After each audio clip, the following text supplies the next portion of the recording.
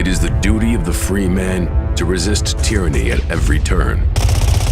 Every man will either watch his freedom stripped away or take action to protect what he loves. Introducing the A3, the newest revolutionary body armor from Armored Republic. The A3 is the new standard for lightweight multi-hit body armor. A3 plates are incredibly light at 4.6 pounds. The patented design captures fragmentation while remaining multi-hit capable. The A3 will stop up to M80 ball, yet comes in at only 0.7 inches thick. The A3 is the thinnest NIJ .06 compliant or certified composite standalone plate that includes the drop test. The A3 is the first of its kind, patent pending, that combines an alloy strike face with polyethylene backing, revolutionizing body armor technology by providing strength and durability while remaining sleek and maneuverable. The A3 is the new standard in lightweight body armor. The fight against tyranny just got stronger.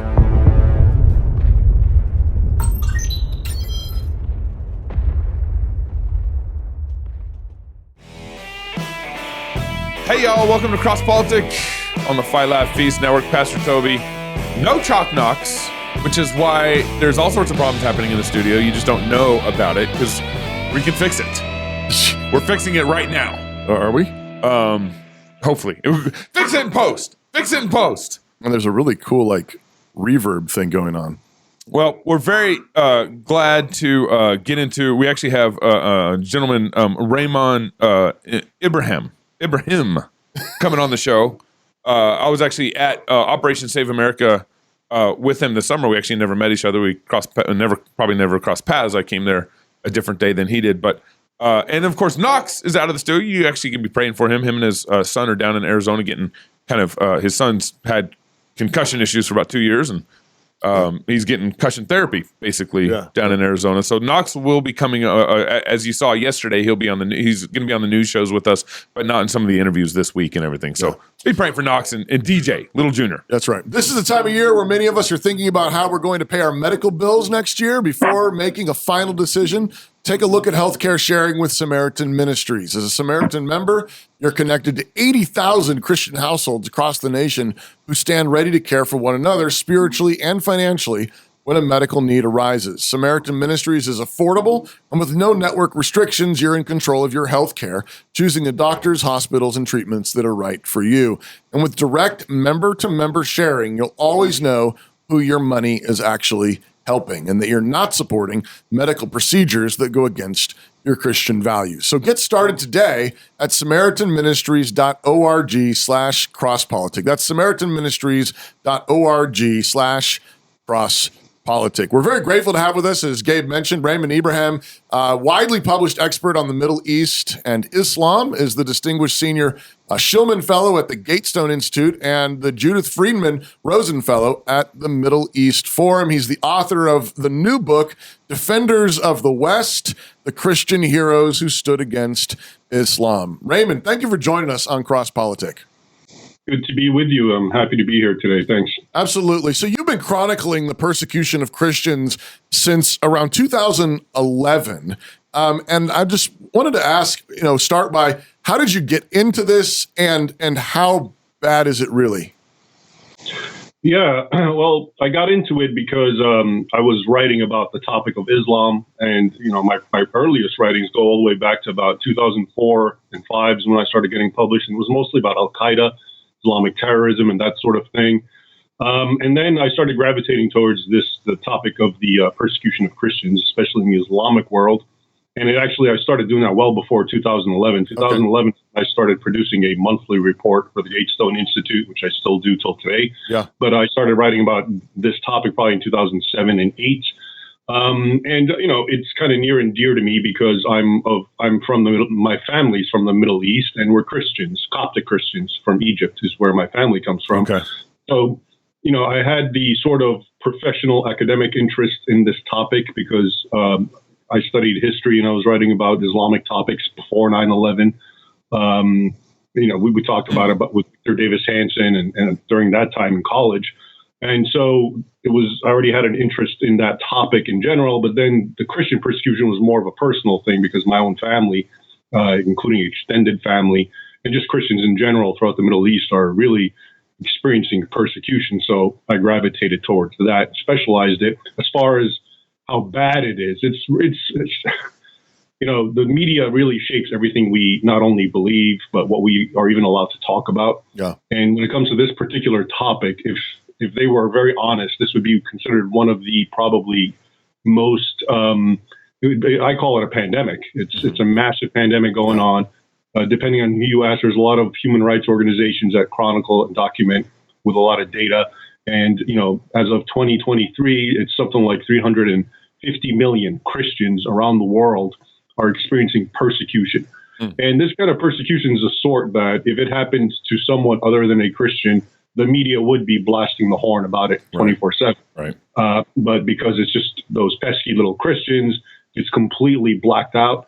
And when it gets really bad, when there's a terrible attack, then they have to talk about it, and they have a whole arsenal of ways to just kind of get around it. Yeah. It's a product of terrorism. It's a product of Muslim grievances, and they've even added to their arsenal most recently, climate change is what's driving Muslims into slaughtering Christians. Believe it or not. Wow. Yeah. So it's definitely a major thing that let's put it this way, if Christians were doing this to Muslims, even 5%, this would be a massive daily story in the West on the media. Wow. But because it's the opposite, it's completely suppressed and basically canceled, as they say. Why do you think American journalists are so suppressing this narrative of Muslim persecution towards Christians? I mean, there's so many different answers. One is just, I think there's an inbred sort of hatred for Christianity in the West. It's pretty deep-seated, and sometimes it's uncommunicable and unintelligible, even for the hater to even understand it. But it's also, I think, journalists develop an instinct to understand what their masters, the people who pay them, want on the news. Yeah. And this is definitely not something that would fit in the narrative. This would be a complete wrench hurled into the narrative that they're constantly trying to create. Right. Okay. Which is usually that Christians are the bad guys, they're the hypocrites, whether it's historical or in the modern time, and everyone else is the victim of Christianity. So when you find that it's the exact opposite going on today, and I also find it interesting that there's a continuum here. So it's not just that it's happening today. I actually have traced out in my books the historical aspect that this has been going on from day one, both at the hands of Muslims and other hostile forces to Christianity. So in a way, there's a deep continuity, which even makes it more remarkable. But like I said, it's it's completely hush hush and any kind of it's always So like I said, if this was a Christian or whatever doing it to a Muslim, they will just exaggerate it, make it even so much worse. The way you see when a white officer shoots a black a criminal, okay, and then it's blown out of proportion. So they would do that, and they have done that. Sometimes when Christians even defend themselves, they're portrayed in that particular instance as the aggressors because they dared fight back. Yeah. Right. But then when you have the constant with the real deal, what's really happening, that's completely, suppressed and ignored. And like I told you, all sorts of ways of kind of rationalizing it. Mm-hmm. So many times, and things like another way that this is spun is with kind of the description that, maybe extremists persecute Christians, but it's Muslim extremists? No, just extremists. Okay. Yeah, that don't even use the word Muslim. It's just extremists. Hey, you're such a bigot, Gabe. My bad. No, but that's my point. Is like like they're Muslims, and they have a central doctrine called jihad, and I'm wondering. I'm sure that you've explored this theme. Is it just a small sort of extremist faction of Islam that's interested in persecuting and annihilating Christians, or is this actually essential to the Islamic faith? Yeah, it's the latter. Basically, and you're touching on a very important point once again, which is, and it goes back to the powers that be, the media, academia, and how they completely distort it. There's nothing extreme. For a Muslim to be hostile to hate, and to even attack, possibly kill a Christian, that is not extreme behavior, because this is prescribed behavior in the most normative scriptures of Islam, Quran and the Hadith, which records the sayings and deeds of Muhammad, who Muslims assume is the most perfect of men. Yeah. Mm-hmm. So, the Quran says flat out, okay, it says things that infidels, okay, are Christians and Jews, and it names them. Yeah. And to be an infidel, and I mean, that's the English word. Really, the Arabic word is a kafir, which is much worse. It's basically to make someone's blood, available to be killed at any time. He's an enemy, but basically. So Yeah. the Quran says that. The Quran calls on Muslims not to befriend or take as allies Christians and Jews. And then the Quran even says that Muslims must hate and have hatred in their hearts for everyone who's a non-Muslim. And the Quran goes on to say, even if it's your family members and your father and mother and siblings and children and wife. Yeah. And, one time I even saw and translated an Egyptian cleric saying that while it's true for a Muslim man, he can marry a non-Muslim woman, because Islam does allow Muslim men to marry Jews and Christian females, he has to hate her in his heart and show his hatred. While he may enjoy her sexually and for any other reason, that's okay. But so that's how ironclad this sort of divisive, take is in Islam or the other. And it really comes down to a very tribalistic aspect. I've defined it before that Islam is Muhammad's genius is that he took tribalism and deified it. Wow. Because he came from a tribal society, 7th century Arabia, where the other is the enemy and, their blood is free game to be attacked, killed, enslaved, plundered, etc. And then he just guarded it with, the holy talk. So now it's no longer tribes. It's the people of Islam, the Ummah, the nation, versus the whole world, which are infidels. Yeah. So definitely this applies to Christians. And the reason it really applies to Christians is because another historical fact most Westerners aren't aware of is that most of what we today call the Muslim world was formerly very Christian and was conquered and annexed and Islamized over the centuries. And this includes places like Egypt and Syria, which were even more Christian than all of Europe in the 7th century. And of course, North Africa, where you get Augustine of Hippo, which is from Tunisia, and all the way to Morocco and so forth. And later on with the Turks, Asia Minor was one of the oldest Christian regions. So we forget that all of really the heart of the Muslim world was a Christian region. That's why you still have a lot of residual Christianity still there. For example, the Coptic Christians in Egypt and the Assyrians in Syria and Iraq and so forth. So that's why they sort of, stick out and get attacked because there's still the infidels who are still there and need to be subjugated and put in their place.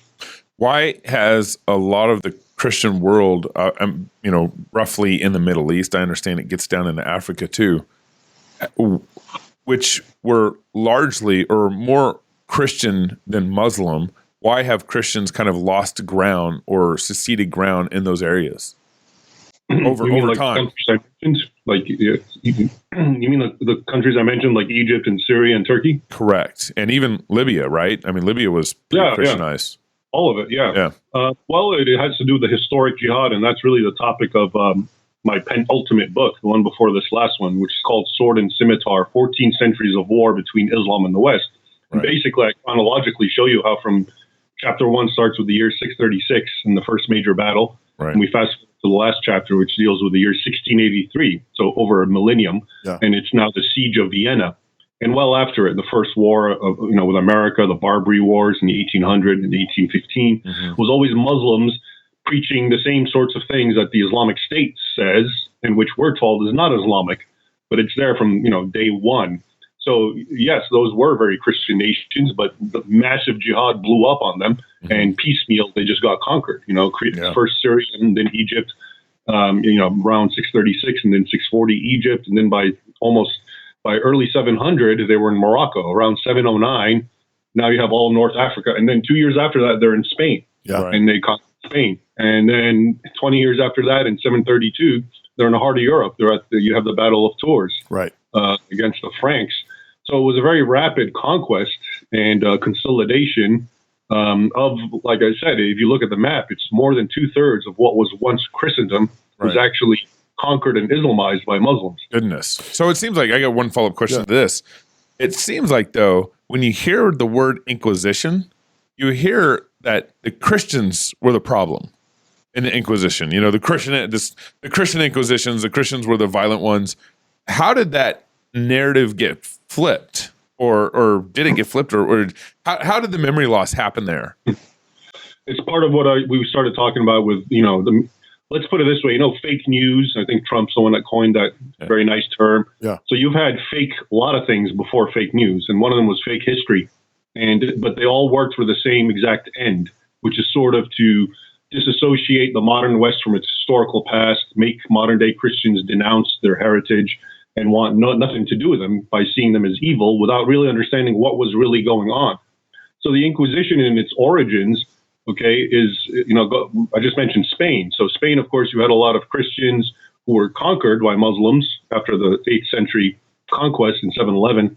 And you also had some Jews living there, but then you had what's called the Reconquista, the reconquest, where the Christians who were holed up in the north started reconquering and reclaiming Spain. And this went on for centuries until they actually prevailed. And basically all of Spain was under Christian authority, but you still had a lot of Muslims. In Granada alone, it was something like 500,000. And what they did is, the Christians first gave them freedom of religion, but they had to, maintain respect for the law. That didn't work. There were riots, there were uprisings whenever there were attacks on Christians, and plundering and raping, Christian women, etc. So the Spanish crown finally came with a solution, basically saying you have to either become a Christian or leave. And the idea, it's now portrayed as, they're just fanatical Christians and they want to force everyone to be like them. No, the idea was that if you become a Christian, you're obviously this hatred you have for us is going to dissipate, obviously, at least 1 or 2 generations down the line. Right. And then a fatwa appeared, an Islamic decree, saying, and this is a whole doctrine, it's called taqiyya, but it basically told all the Muslims in Spain, you can actually get baptized and become Christians and have communion and do it all, but maintain the Islam in your heart. And if you do that, you're fine. And 500,000 Muslims did that. They all supposedly converted. They, communion, went to church, confession, send their children to the equivalent of Sunday school, et cetera, et cetera. But even 100 and more than that years later, there's records of Christians complaining, saying these people were better Christians than us, but at home we're still subverting the nation. We're Muslims in their heart. We're doing the whole jihad thing. We're allying with the Ottomans, trying to overthrow, et cetera, et cetera. And that's actually the origins of the Inquisition, to find out who was really a true Muslim or not. Yeah. And also the Jews, because they also were conflated with the Muslims, and oftentimes they aided the Muslims, other times with the Christians. So it was kind of a mess. But the final word on this, if you really, I'm not an expert on this topic, but if you just go and search on the internet for Thomas Madden, and he's a historian, a Crusades historian, he actually has a few really good articles.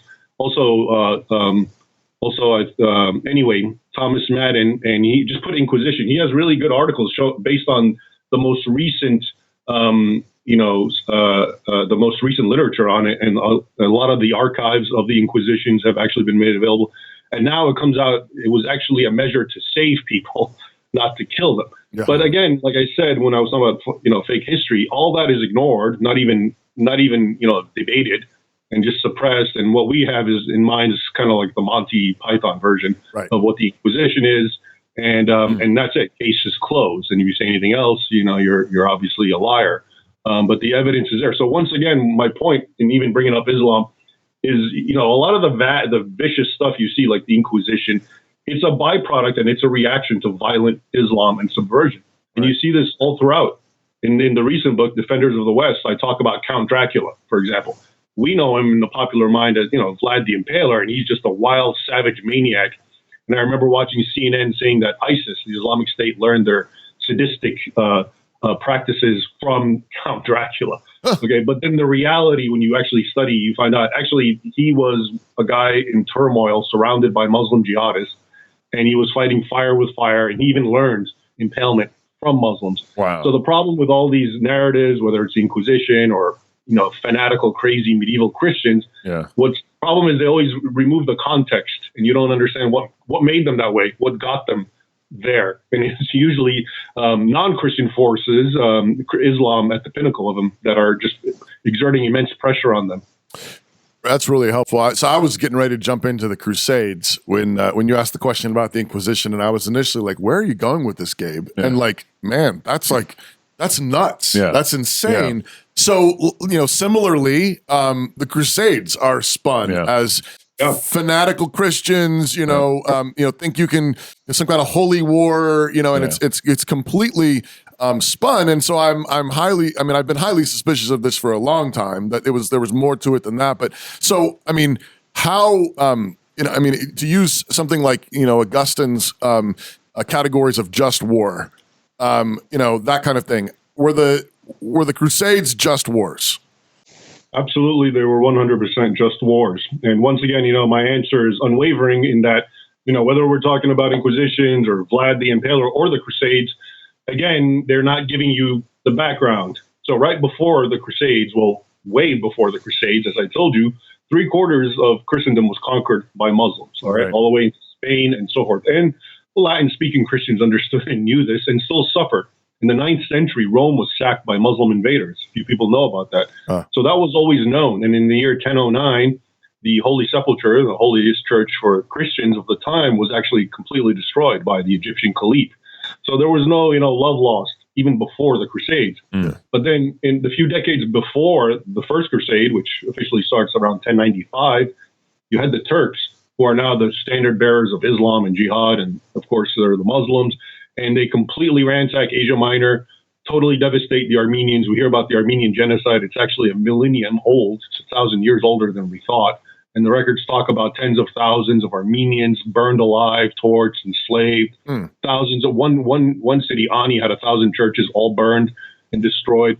Same thing all throughout Asia Minor with the Greek-speaking and Greek population went on. And that was the origins of the Crusade. And the Turks were also attacking European pilgrims going to the Holy Sepulchre and the Holy Land. Yeah. And, really appalling atrocities that are, and they're still recorded. One includes the gang rape of a nun, for example, mentioned in one of these books.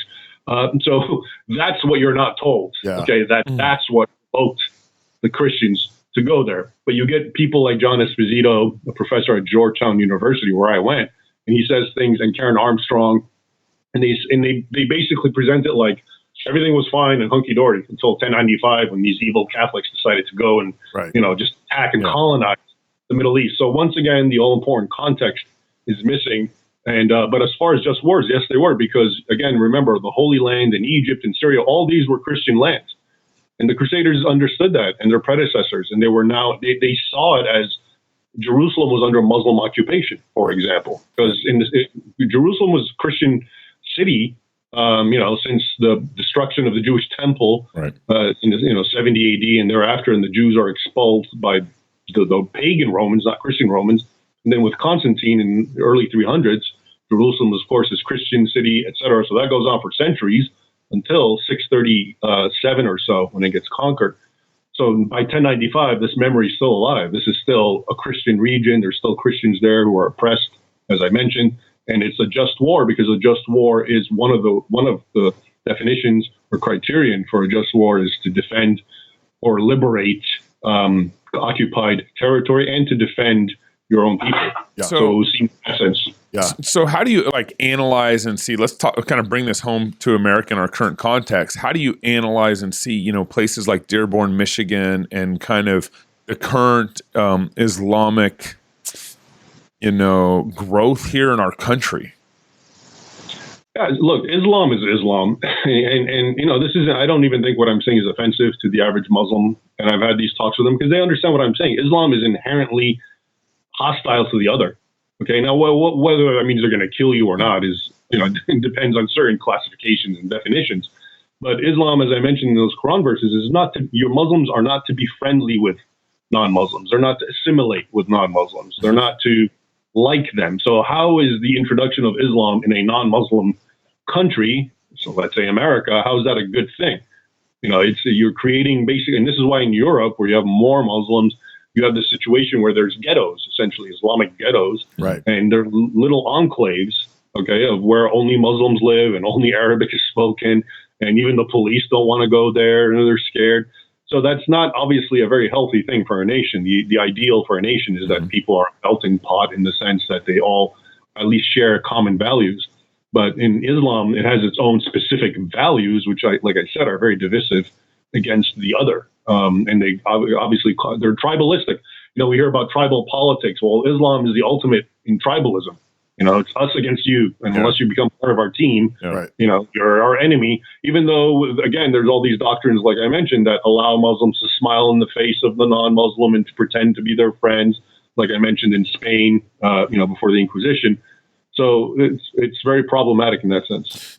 Sales Nexus is the platform the Fight Laugh Feast uses to manage all of our subscribers and email updates. If you're using MailChimp, HubSpot, or Salesforce for email marketing, CRM, and sales, you probably know they've been canceling Voices of Freedom and Truth. That's why we switched to Sales Nexus. Sales Nexus is a complete business, marketing, and sales solution that won't tell you what you should say or what you should believe. For more information, visit salesnexus.com. That's salesnexus.com. Raymond, that's really, really helpful. And I'm I know before we got on, you said you didn't have a lot to say about the current conflict going on in Israel and Palestine, but I wonder if maybe just more broadly, given your understanding of Islamic culture and the conflict between Christians and Muslims and Jews, are there any things, like just broadly speaking, that you think Christians need to know even to come to the conversation? So maybe not, an evaluation of exactly what's going on this minute, but are there any big picture things that you think if you're a Christian living in 2023, you need to understand this about the Middle East? Well, yeah. The first part is, what a Christian should really understand when it comes to the topic of Islam in general.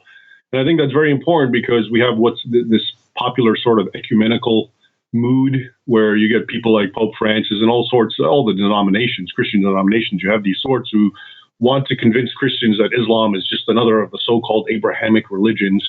And, Muslims love Jesus and, he's in the Quran and he's a prophet. And this is somehow supposed to create some kind of rapprochement and a bridge, et cetera, et cetera. And yet, once again, it's not that that's a lie, but rather what's held back. So, for example, it's true. According to the Quran and Islamic belief, Jesus is a prophet. He's actually born of a virgin. He did perform miracles and, a lot of good stuff. I mean, obviously, that would make Islam the closest to Christianity of every religion, if you think of it in that sense. But they don't tell you is they don't believe he was crucified. They don't believe he was resurrected. Right. Okay. And that's the whole message of the gospel. Right. So you see how in a very insidious way, on the one hand, it sort of gives. And then when it comes to what really counts, it kind of takes away and denies it vehemently. So I think that's one thing to understand. As far as to the broader, question of the Middle East, which I think, we can talk about the war or just the Middle East and the world in general.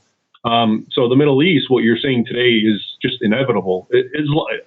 According to Islamic teaching, once an area is conquered, they don't use the word conquer. It's called an opening. Okay. Yeah. Because they opened it to the light of Islam. So it's a good thing. It's a kind of a euphemism. Right. But once an area is conquered by Islam, it becomes part of Islam for eternity. And anyone, doesn't matter who's living there or takes over, has to be warred against. So in that sense, Israel, there can never be peace at all between Islam and Israel. Because sometimes people nitpick and say, oh, it's the settlements that's a problem. No, in the eyes of Islam, the earliest, smallest border of Israel from 1947 is still anathema and must be destroyed. So when you get a group like Hamas or Hezbollah who, vow unending enmity towards Israel and, are not to dialogue or debate or concessions or anything, well, yeah, that's Islam. That's a complete reflection of Islam.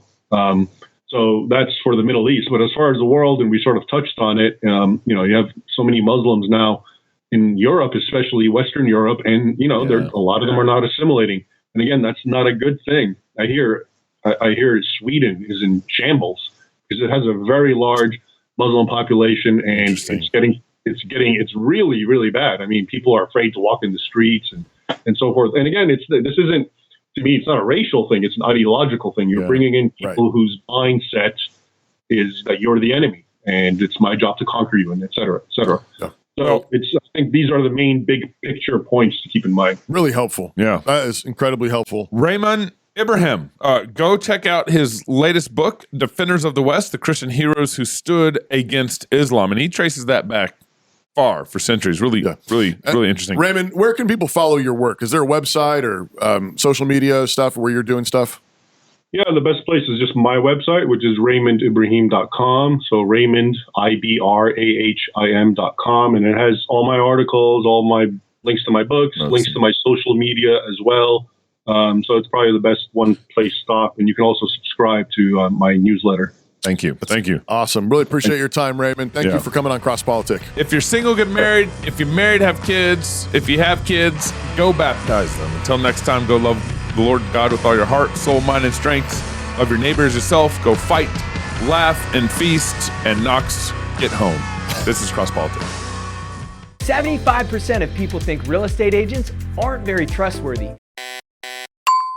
The only way to change that perception is to change the reality. If you're looking for a career where integrity matters and you can guide others through tough, high-stakes decisions, come join us at Story Real Estate and help drive that 75% down to zero. I'm Chris, the owner and founder. Let's see if we have a career you'll love.